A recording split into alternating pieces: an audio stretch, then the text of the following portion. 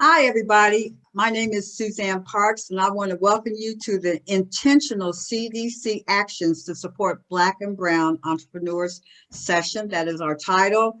And this is part of the Ohio CDC's Association's annual conference. Now, briefly, I want to run through the agenda real quickly with everybody so you kind of know what to expect. First of all, the agenda is going to include some housekeeping. I'll come back to that. But we're going to first, after the housekeeping explanations, we're going to break into small groups where there will be an icebreaker. There's going to be a fun question for you to do, kind of like so we can get to know one another and interact. After that, I'm going to introduce our first speaker, Nicole Liadas. I'm sorry, Nicole. And then after Nicole's presentation, then I'm going to introduce Royce Sutton, who will be our second presenter. And then after that, we're going to go back into breakout. Oh, no, I'm sorry. Yes, we're going to go back into the breakout rooms for about 15 minutes. And then there will be a group discussion. There are some questions that will be in the chat box that will help facilitate your group discussions. But let me back up a little bit because, of course, I messed up. After we have the two presentations, we are then going to have Q&A so that you can ask Nicole or Royce any questions that you might have from their presentations. Then we're going to go into the breakout rooms, and then after the breakout rooms, we're all going to reconvene into the main room, and then one person from each group will present what their group discussed. Okay, so let me real quick give you some of the housekeeping things.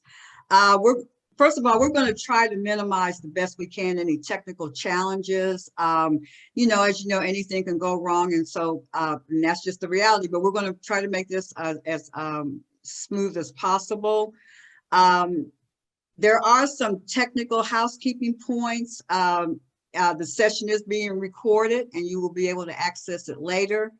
The Dropbox link, which should be in the chat box, has the session resources. If you would like to turn off your camera, feel free to do so, though we encourage you to have it on during the breakouts and other interactive moments.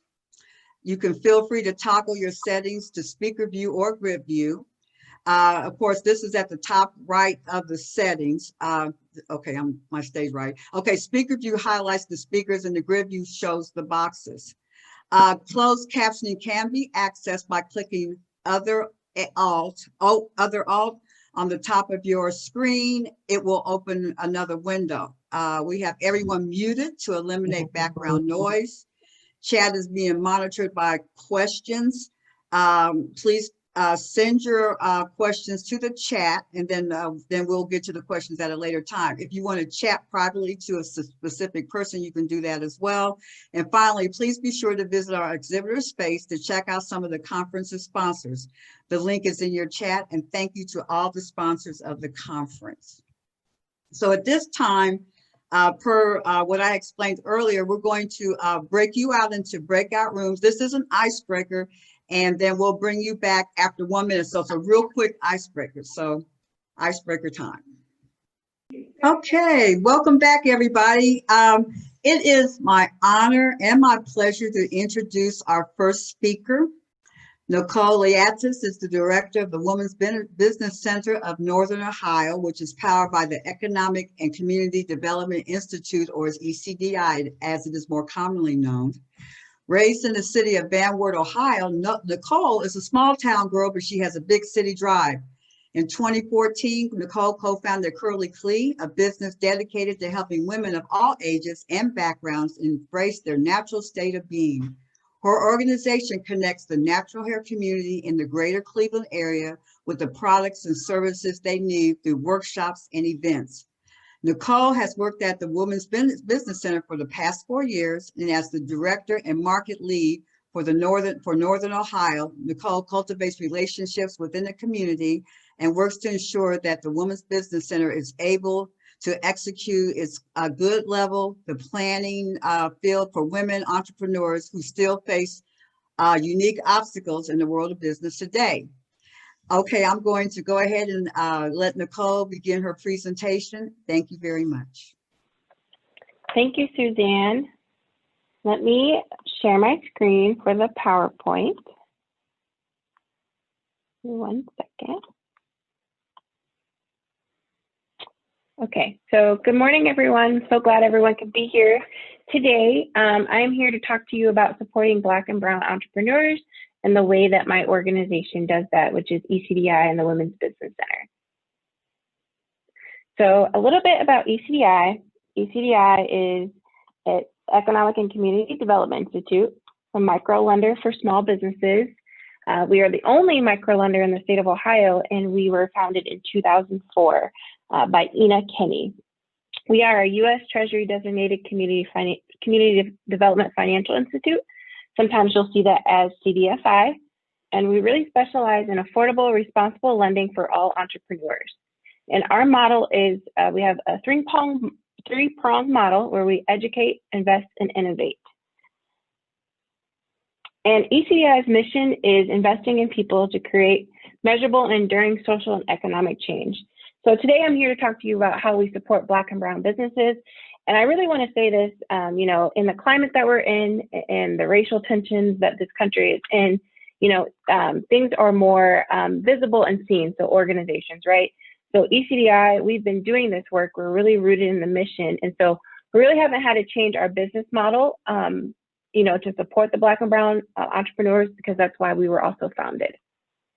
So the challenges that we have for Black and Brown entrepreneurs, and, you know, this is not an exhaustive list. You know, there's more that could be added to this list, but what we see is access to capital, which, you know, access to capital, minorities are disproportionately hurt by cost of lack of access to capital.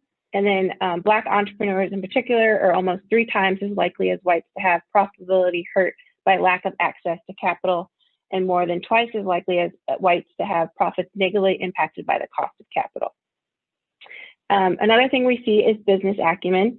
And this kind of really goes for all entrepreneurs. And, you know, as an entrepreneur, you might be really good at what you do, but you have to wear a lot of hats. So sometimes you're the marketing guy, sometimes you're the finance guy or the finance woman. And so you have to be able to have enough knowledge to ask the right questions. And so we see that as, you know, a barrier where you might not have access to the education or the experience, as well as social capital. I know it's not on here, but we're going to kind of put it in one, where social capital is just as important as access to capital and the people that you know and the resources and the mentorship. And then the third thing is the trust gap. And so, you know, we see this because of redlining. There's skeptical views of banks and other financial institutions. And this really goes into a deeper rooted issue, which is systematic racism. And so I want to talk to you about the solutions that ECDI has and what we do. And so just a little bit of numbers in the lending programs that we have. So we've lent $63.8 billion through 3,000 loans, and we were able to create 10,000 jobs created or retained. And then out of those, that 63.8 million, 61% of those loans have went to minorities. And then I want to tell you a little bit about the programs that are specifically for the minorities, which is the SBA microloans. And those are loans from $750 to $350,000. And so those loans are really for businesses at any stage. So if there's pre-revenue, and then we also have a focused clientele, which is minorities, women, and refugee and immigrants. And then recently, we were awarded the Ohio State Funding Loan Fund. And so that is a $10 million fund that is specifically targeted to MBE and EDGE and WBE certifications. So in kind of layman's terms, this is money that has been earmarked to make sure that we're supporting Black and Brown entrepreneurs. And then one thing that we did do in the sense of COVID and the pandemic, we were able to change our business model because ECDI is a micro lender, so our business model is loans, right? But we also realized that loans during a pandemic might not be, you know, feasible for some groups. And so what we were able to do, so working with funders in our market, we raised funding to disperse small grants to businesses. So we pivoted our model to offer grants during the pandemic. And then so since COVID, we have dispersed roughly $600,000 in grants, and we have about $600,000 to disperse in the Canton area over the next 6 months. And then, so when I was talking about business acumen of, you know, making sure that you have, you know, you just are not good at just exactly what you do, but you know the ins and outs of business and wear your different hats. So we do have technical assistance programs that are specifically for Black and Brown entrepreneurs. And that's the Women's Business Centers of Ohio. So, you know, there's 3 women's business centers across the state in Cincinnati, Cleveland, and Columbus. And that really is for women. Although, you know, we were federally legislated in the 80s. We have to market to women. It's open for all entrepreneurs. But again, that focus clientele is women, minorities, and refugee and immigrant and clients. And really what you get with that is that technical assistance, that one-on-one coaching. And then when I was going back to that social capital, how that is also important is you get access to mentors and resources and advisors. So if you come in and you need some legal assistance or you need to see an accountant or a CPA, we're able to connect you to those professionals pro bono. And then also the COVID resource is kind of what I was just talking about, connecting you to those resources. So if you need legal, marketing, HR, general business, e-commerce, you have the ability to meet with those professionals one-on-one.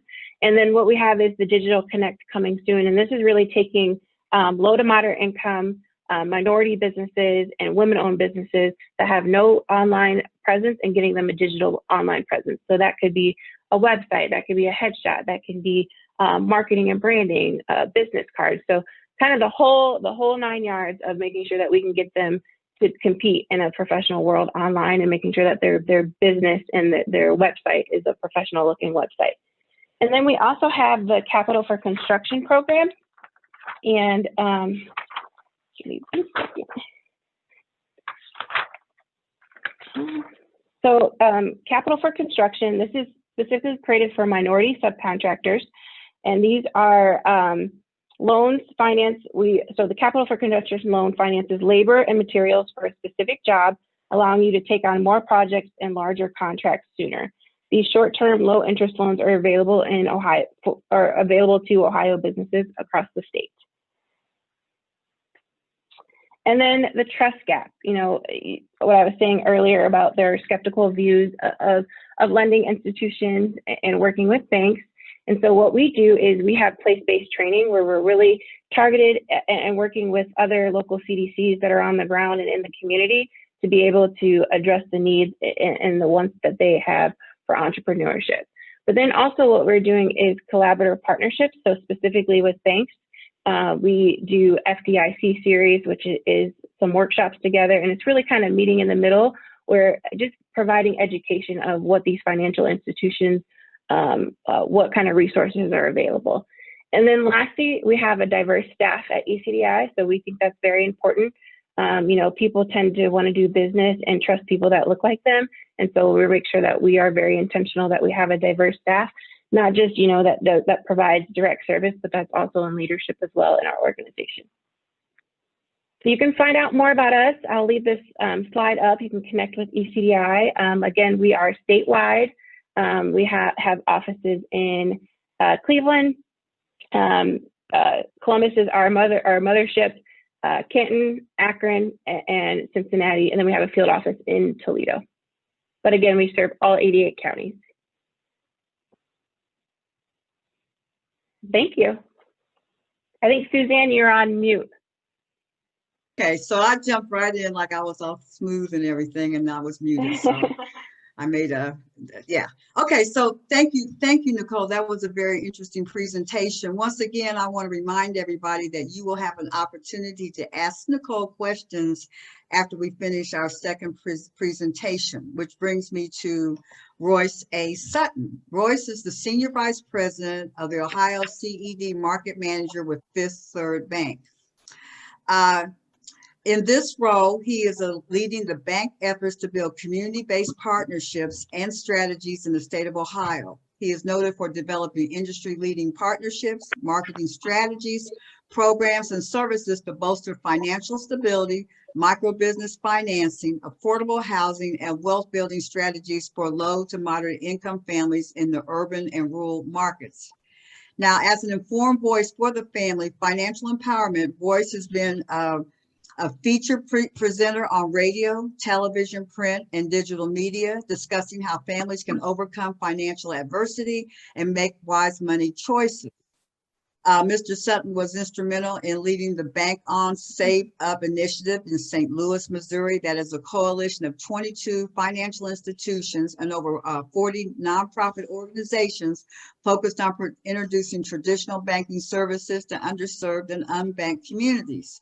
This community-wide effort opened over 2,400 new bank accounts and had a 2.9 million community impact, which is very impressive. So at this time, I'm going to turn the mic over to Royce, and it is my honor and pleasure to do so. All right, thank you very much. I do appreciate the opportunity to come and share with you today as we talk about this important and very timely topic around the idea of how we reach, how we are able to access, how we're able to provide resources in our communities throughout the marketplace. And I know that every one of you that are on the call today are experiencing maybe difficulties and strategies and shifts that you've never ever experienced before as you think about how your organization is coalesced around certain principles, certain priorities, and a mission that has drastically been altered as you think through, what we've all experienced over the last several months with COVID, with social injustice issues, but at the same time being very pertinent and relevant around how you respond in the most effective way to take your tools, your resources, and to bring those together to solve and resolve issues in the community. And with Fifth Third Bank, it's no different. This has been a time of change for us as well. I did have a deck. Looks like I'm not going to be able to get my deck up on the screen as I had wanted to, but I will talk you through some of the initiatives, some of the things that we have undertaken as a result of what we've experienced over the last several months, and in particular, how we've effectively deployed strategies that are directly poised to impact Black and Brown entrepreneurs in the marketplace, whether we're talking about what we're doing in Ohio or some of our greater works that we are undertaking as a whole. Right about 4.5 years ago, we opened up our a $32 billion commitment to our communities across the marketplace, designed to impact around lending and investments in our marketplace. And of that $32 billion commitment, about 1/3 of that, about $9 billion of that, was specifically dedicated to small business lending. And here over the next few weeks, we're going to be reporting out to the community, and hopefully each of you have received an invitation from us. If you haven't, let me know. We're going to be announcing to the community just exactly how we have done toward that $32 billion commitment. And I'll just give you a little bit of a preview. There's good news. So yeah, just it's been great things that have happened, but that's a result of relationships and partnerships that we forged across the marketplace, and that we continue to see in the marketplace. So when the pandemic hit earlier this year, we recognized that there were going to be some very important things that we needed to undertake to specifically address those. And we've got some 3 million customers that we reached out to across our footprint in order to make sure that they were very clear and understood that we were there to support and help them and understand their unique needs. We had over 200. We developed a hardship request process where those that had loans, they could defer those loans, and there were fee waivers for over 43,000 individuals on that end. And on our consumer relief program, we had 201,000 hardship requests that we actually received. So in total, with the deferrals and fee waivers, it represents $3.2 billion in Fifth Third balances and an additional $8.5 billion in servicing on our mortgage portfolio. So helping people to transition from the hardship. We were very much involved with the PPP program, the Paycheck Protection program. We provided 40,000 loans that totaled $5.4 billion. That impacted, when you take all of those businesses together, over 605,000 employees. 27% of those loans were in low to moderate income markets.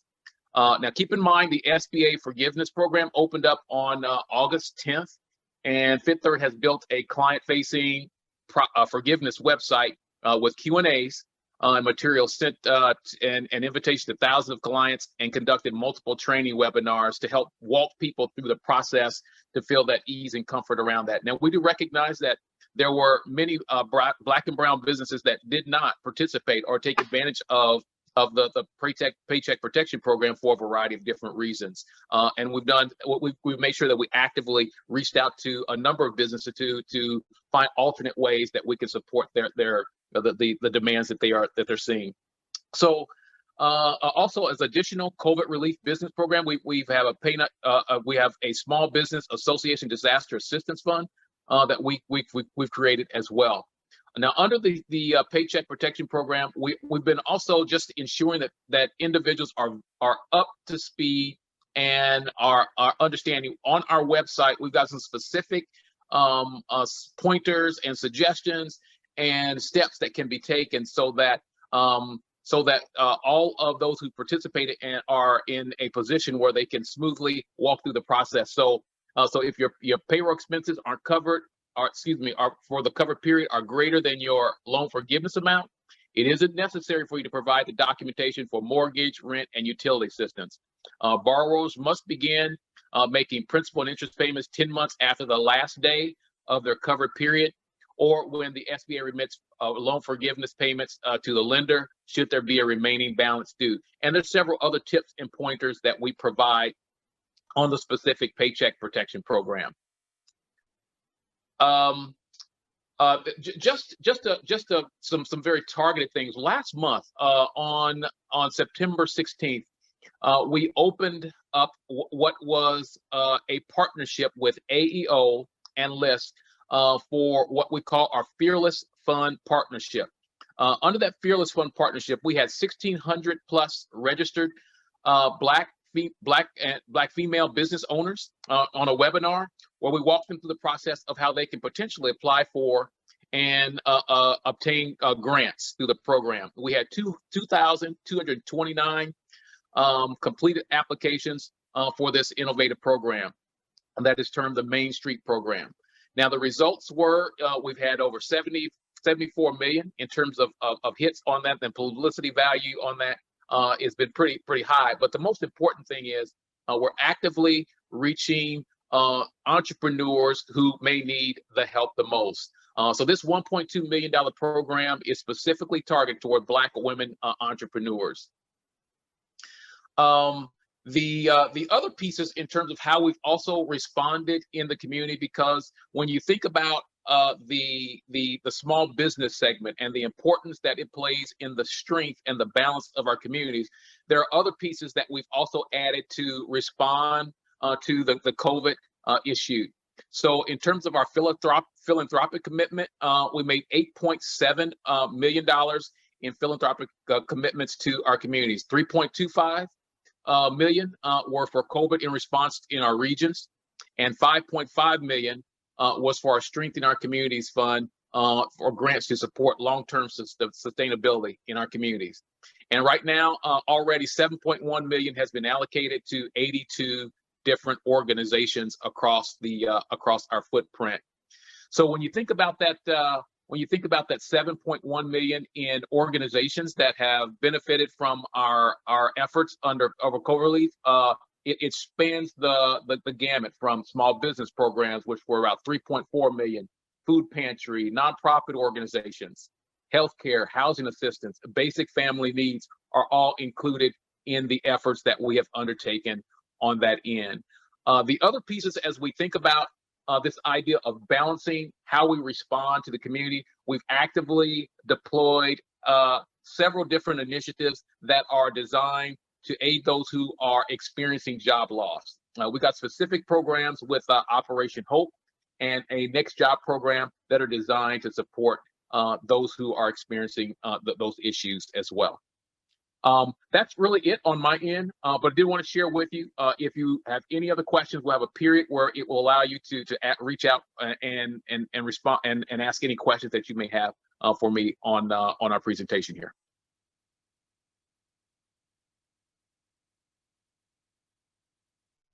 Susan, we can't hear you. I did it again. I'm okay. I'm sorry. I'm so eager to jump to the questions. So, but we do have one question in the chat box already that I wanted to present to you, and this is for you, Royce. And also, I wanted to. I have a few questions of my own, but and in answer to the question about contact information, we will figure out a way to make sure that you have contact information for both our presenters. And anyway, Royce, will you be able to share info on the programs with the group, flyers, applications, or other collateral? You know, in other words, do you have things that our CDCs, the individuals who are in this particular session, do you have anything that you can give them so that they can help get the word out for the programs that you're offering? I will definitely do that. I had it all in my presentation deck, and I'll make that deck available to those who are on the call here so that you can reach out. It's very important that there are many places where we feel like as bankers, audiences that we can reach, but then there's some places where we know many partners who are on the call here. That you're going to be able to provide that information and reach out and get those who are in most need with the information that we're sharing here. Okay, thank you very much. Nicole, I have a question for you. You had mentioned during your presentation that a lot of money was loaned out as a result of COVID or since COVID. Could you tell me the approximate size of the loans, and also how did you determine who would receive the loans, and in other words, eligibility? And were there any applicants who did not receive the money? And if so, why?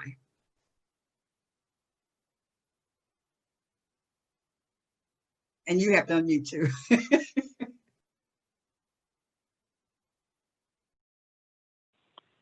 Okay. Can you hear me, Suzanne? I can hear you. Thank you. Okay. So are you talking about the grants that we were able to disperse? I think so. You were COVID? you were talking about that. I thought you called them loans, but you said this was something that were they grants that you had given out since COVID to help. Yeah. Okay. Yeah. So typically, like, our business model is loans, micro loans, but because of COVID, we were able to get some additional funding to be able to administer some grants to small businesses. And so those were typically with the municipalities that we're working with. So the city of Columbus, the city of Canton, Cuyahoga County did a loan fund when COVID first hit. It was grants. It was about $500,000 in grants. And so we were the one who just administered those grants. And there was an application process. We looked at what their business profits were, and really it was more of a need-based selection. Okay. All right then. Thank you so much. Now I have a question I guess this is a question for both Nicole and Royce.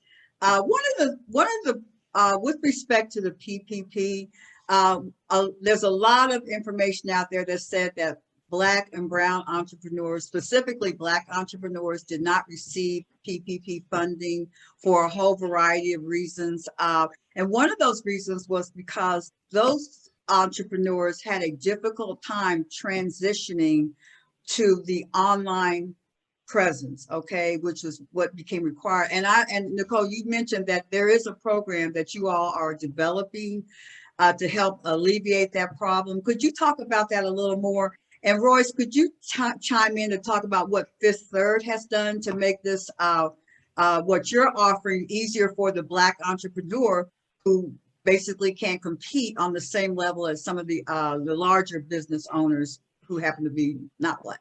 Okay. Absolutely. So I guess, Royce, will take the first part of that question about kind of what we're doing? Yeah, go ahead. Nicole, you take that first part, and I'll jump in on the second part.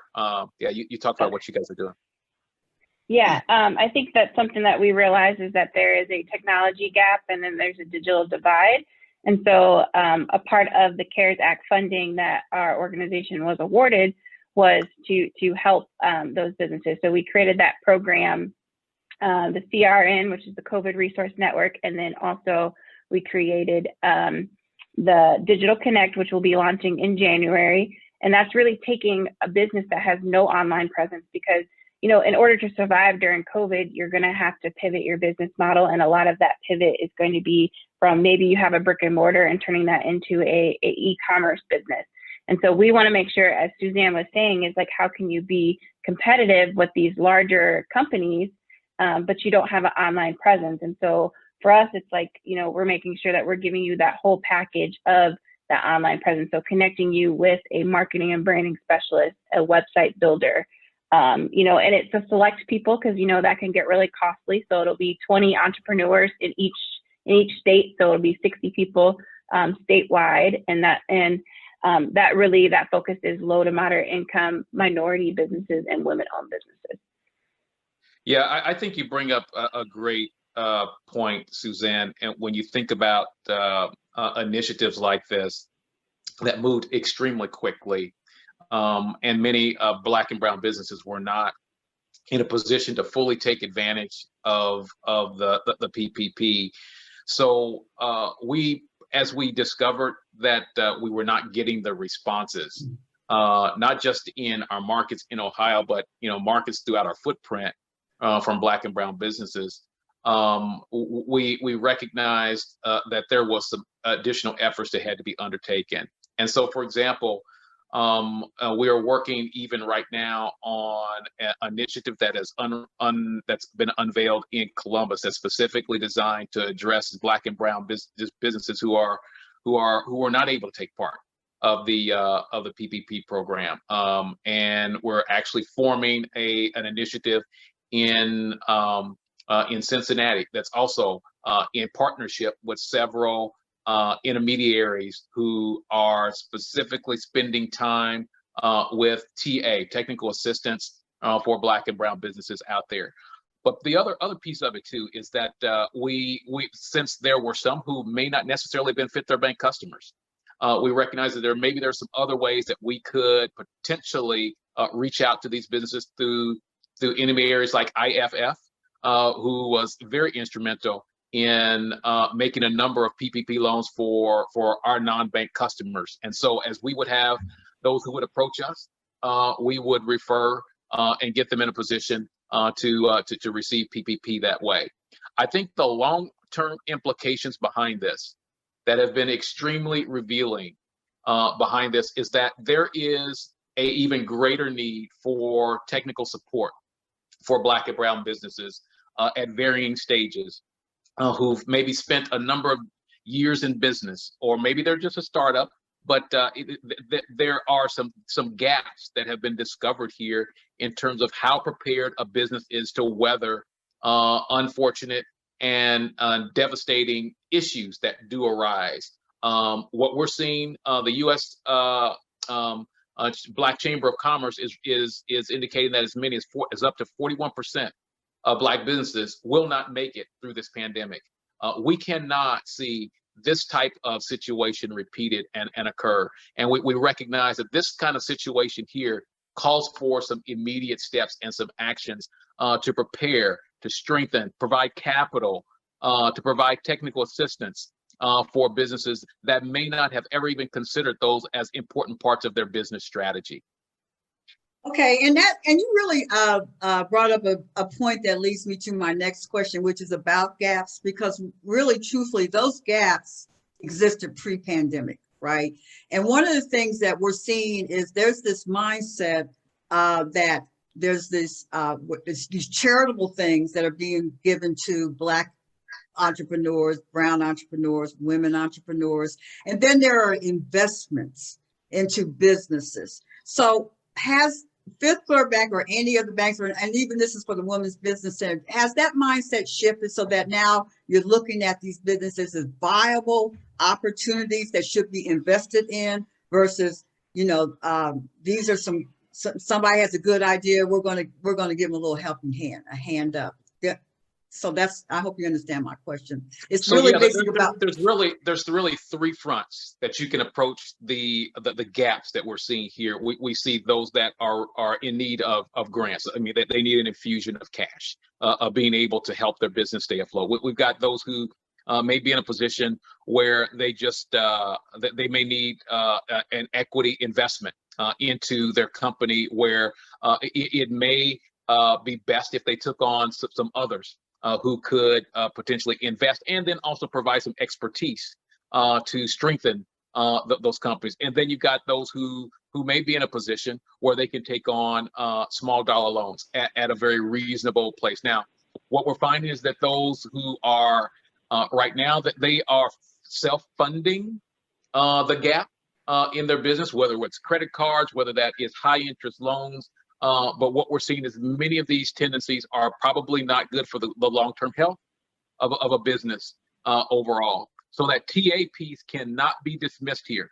The idea of sitting down with good organizations that can help organizations to walk through, to weather through these pieces. And what we're finding is that businesses have figured out some different ways of how to actually survive in this. Maybe they need they need a digital presence that's strengthened.